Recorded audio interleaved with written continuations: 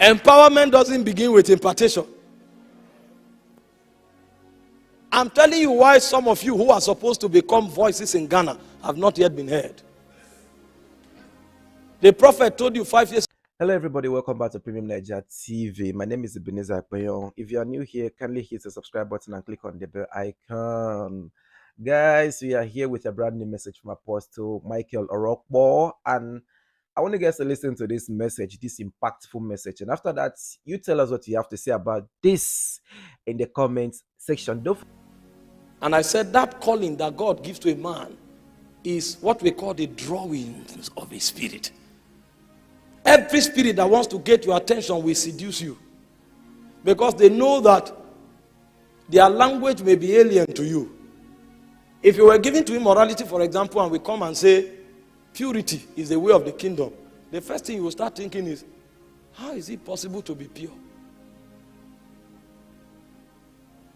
And then when somebody talks about purity, you will think what he's trying to say is that God is helping him. Because that language is alien to you. In fact, if somebody comes and says, I'm a virgin, either you think the person is lying, or you assume the person is not informed. Because the language of where we live now is normal to live for the way you want. And when you finish, come back and cry, God will forgive you.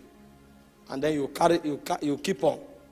You don't know that there's another realm. There's a language. So when the spirit comes, he won't begin with language. Because if he begins to talk to you, his standards will be too high. If God comes, for example, and begins to talk from his realm, you can't interact with him. So the first thing the spirit will do is that he will go back to the potters in your soul that the devil have taken over, and he will begin to seduce you. You are somebody that likes elegance. He will show you elegance in the kingdom. You are somebody that likes to rap, or you like to show yourself. The moment you come into the kingdom, after 1 week, they'll say, come to the altar, lead the... Okay, I can lead song. So you now start coming because you want to sing. Because you like to show yourself. The spirit is trying to seduce you. Meanwhile, when he's done seducing you, he may now send you to become an intercessor. So you will not appear on the altar again. So he's...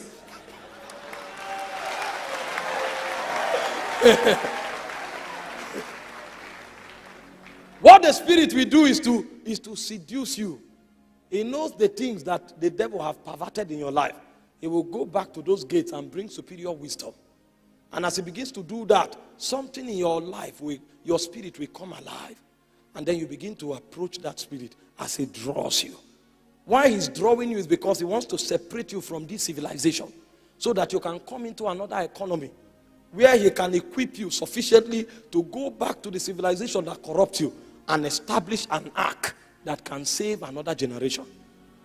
But you can't build the ark because the patterns, the dimensions of the ark are not on earth. Human intelligence and architecture cannot create that ark. The dimensions of the ark are in the heavens.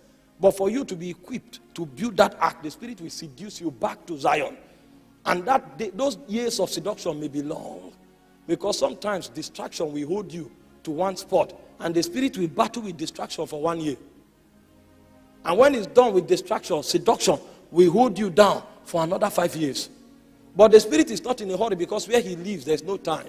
It's called the Ancient of Days. If you refuse to cooperate with the spirit, you are the one wasting. If that spirit decides that what he wants to do is with the Kusi generation, you who didn't submit will be out. But what that spirit wants to achieve will happen. Because it's functioning from above time. You are functioning within time. So even if you fail, somebody else will come with your DNA. Another one will come with your DNA. As far as the spirit is concerned, he's dealing with Kusi. Because Kusi is not a man, he's a people.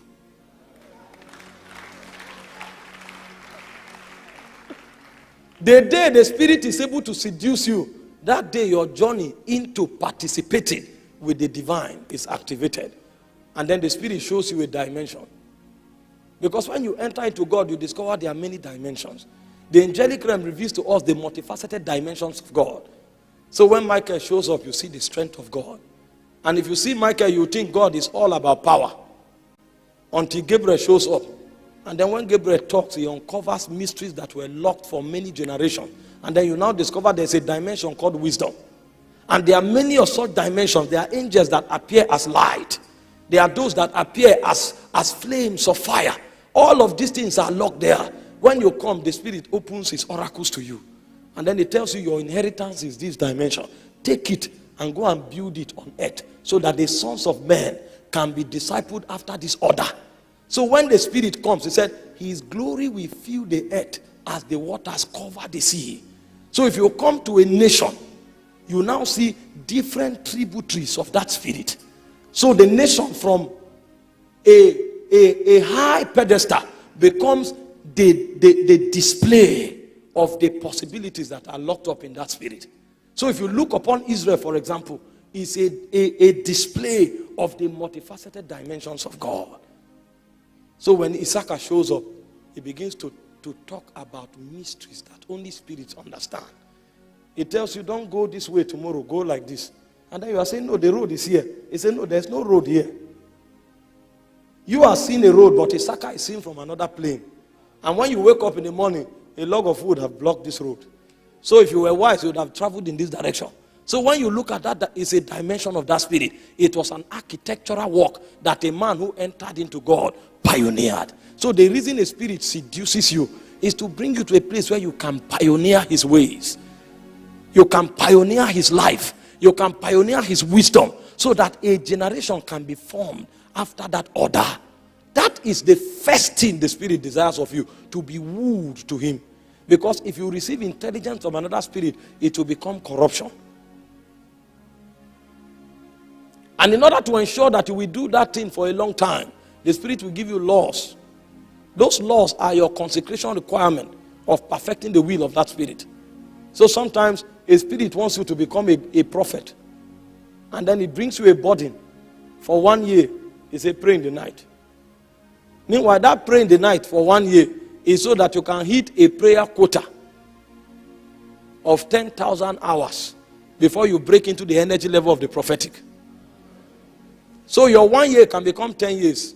Because the 10,000 prayer quota, you may deliver it for 1 year, and you may choose to deliver it for 10 years. So every week you wake up, you say, Kai, oh boy, I'm tired this night. Oh, you know easy. What? You have increased your wilderness days. My brother, no, I'll continue next week. Or you now wake up, you see a pretty lady, you now follow her for 3 weeks. After 3 weeks, you go for dinner with her, and then you come back after 4 months. You say, Lord, I'm sorry. And you think you are outsmarting God. That you I'm sorry, he will forgive you. But the problem is that there is 10,000 hours that must be covered.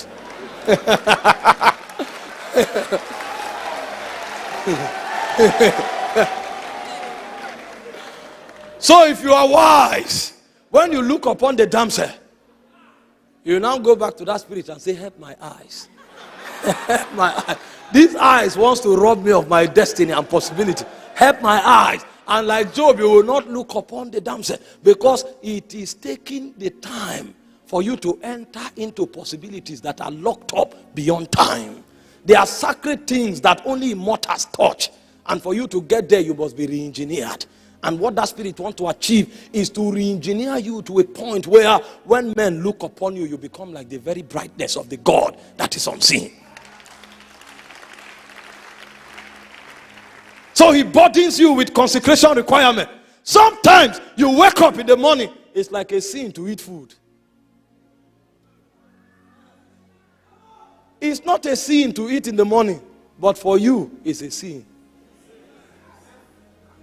Because you are journeying on a path. There's a mystery that is locked up in Zion that only your generation should look upon it. And many are traveling on that path. The spirit will keep seducing you because there are certain things that are calculated into divine calendars. And God desires that your generation should look upon it. So he begins to seduce you. When he discovers that you are walking slow, he now says, add fasting. When he discovers that your movement is slow, he says, add night prayer. Sometimes he discovers that your soul is still attached to things. He now begins to give you laws. He said, give out all your money. Give out your good clothes. And you are struggling. Meanwhile, it's because of clothes the other time that you had to take up a job. to boost your wardrobe. So instead of wasting that time, now say, give out clothes, give out your clothes. When you discover every good clothes you have, it tells you to give it out. You stop laboring to buy.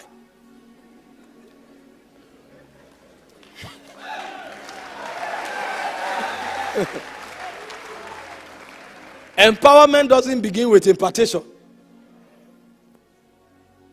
I'm telling you why some of you who are supposed to become voices in Ghana have not yet been heard. The prophet told you 5 years ago that when you are 22, they will begin to hear you. Now you are 27. Instead of you to check your life, you are going back to find out, is this prophet a true prophet? The problem is not with the prophet. The problem is with your dealings. You are violating your consecration requirement. And so long as you violate it, the time will be long. May God help you to keep the demands. So that you don't grow old and your record will be that I gave my life to Christ 40 years ago. 40 years ago doesn't count in Zion. Get thee out of thy country. And I say when men come out, then the Spirit gives them a dimension. That is what encounters does. Encounters are to bring you into the dimensions that you are supposed to pioneer as an order. You know, I said something yesterday. I told you that nations are not necessarily countries. And if you study Genesis chapter 12 verse 1, you see it. It said, get thee out of thy country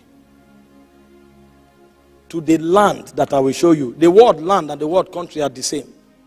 But when it came to nation, he said, I will make of thee. He didn't say, I will make with thee. He didn't say, I will make by thee. He said, I will make of. Because what you see, you have become. And that thing is what will be pioneered as a nation.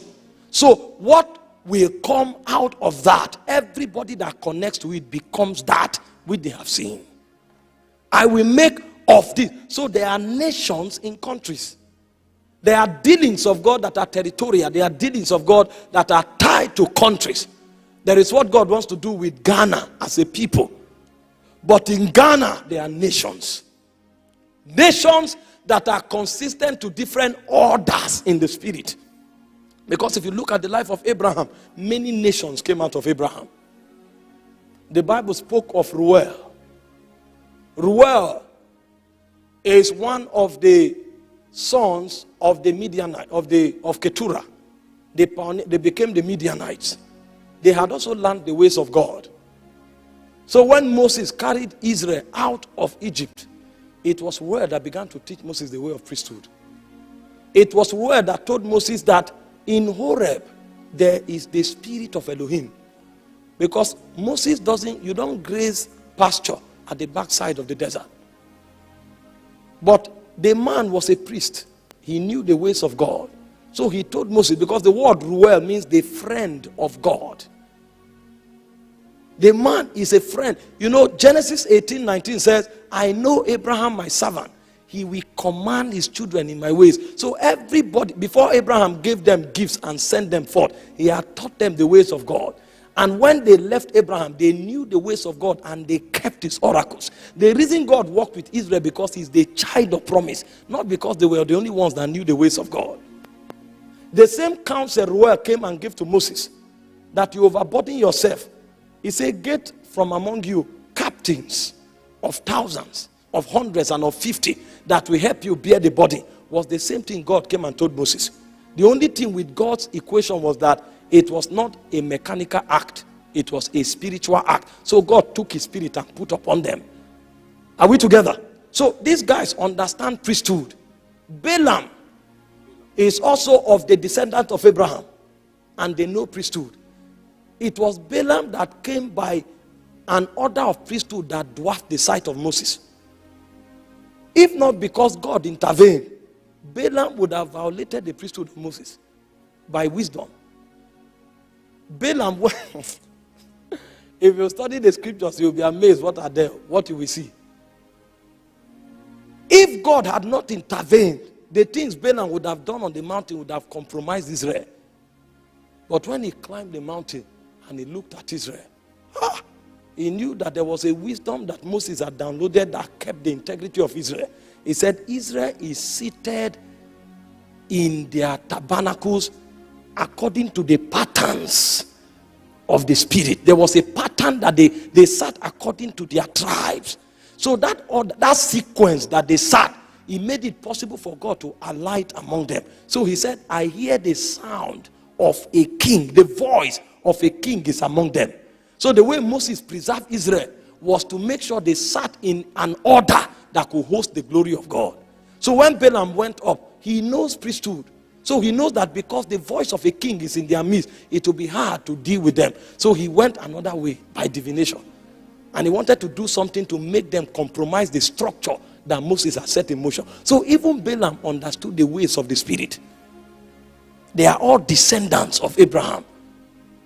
They are different tribes that Abraham formed.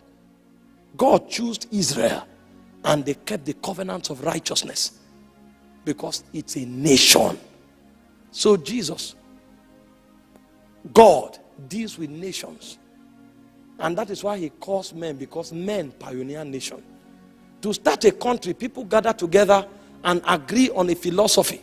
And on the strength of that philosophy, they build a country. But when God wants to bet a nation, it is by travail. Countries are bettered by agreement. Nations are bettered by travail. You journey into the womb of that spirit until you see a dimension. The dimension you bring becomes an order. So in Romans chapter 9 verse 4, he says, who are the Israelites? He didn't talk about their land. They were living in a country, but they are a people. Who are the Israelites? He said, unto whom pertaineth the glory. These are the things, the articles that Abraham entered into in his dealings and interaction with God. This is what defines the body of people called Israel. He said, unto whom pertain the covenant, the giving of the law, the service of God, and the promises. These are spiritual substances that Abraham caught in the spirit. And every time a man accepts the seduction of a spirit and he catches something, there are a people that will be born by reason of that which is caught. That becomes a nation. And I said the greatest honors in Zion is to bring us to a point where we are able to keep the things we catch in God until in the regeneration, these things are wielded to us as inheritances. When the devil begins to seduce you away from God, he's actually robbing you from an eternal investment. Because the things that are real, they are not in time. They are in the spirit. That's why the blessings of God are spiritual. But when you touch something that is immortal, one of the byproducts you see will be in the natural. But that thing in the natural is a lie. It is momentary, it is time-based. It is given to empower you to fulfill much more of that which is immortal. So when God comes, he brings a man into himself so the man can find something. But there are many people who are pastors and prophets. They've not found anything in God. Paul said, what did our father Abraham find? So when the spirit begins to seduce you, he's bringing you to a place where you can find something in God. And when you find something in God, you pioneer an order. That order may not be a system where people are enslaved, but that order becomes the identity of a tribe. And they begin to do that, and it begins to facilitate and fast track the will and the purposes of God. So for example, you may walk with God and God gives you the ability to sponsor kingdom. If you don't understand that God is building nations, you will think, as good as it is, you will think it's about sponsoring things and be recognized.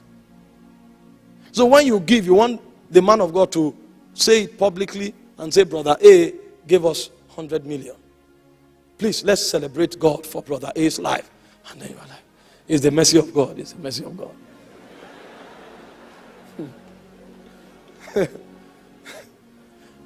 But a man who understands that God builds nations, what he does is, the moment he begins to do that, he begins to disciple others to do the same.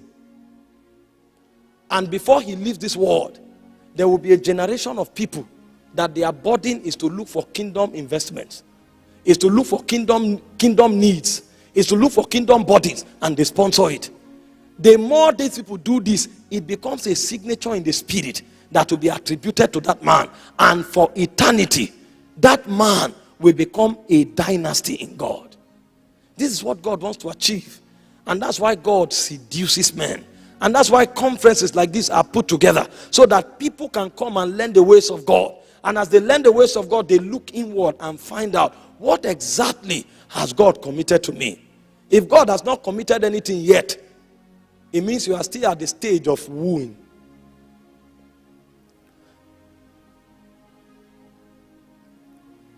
And you will journey from the stage of wooing to the stage of consecration until you enter encounters. It's when you enter the realm of encounters that you will receive a marching order for your generation. Many times our journey doesn't bring us far enough to reach the mountain of encounters. So guys, what do you have to say about this beautiful sermon? Please drop it in the comment section, and don't forget to subscribe to Premium Nigeria TV and also click on the bell icon for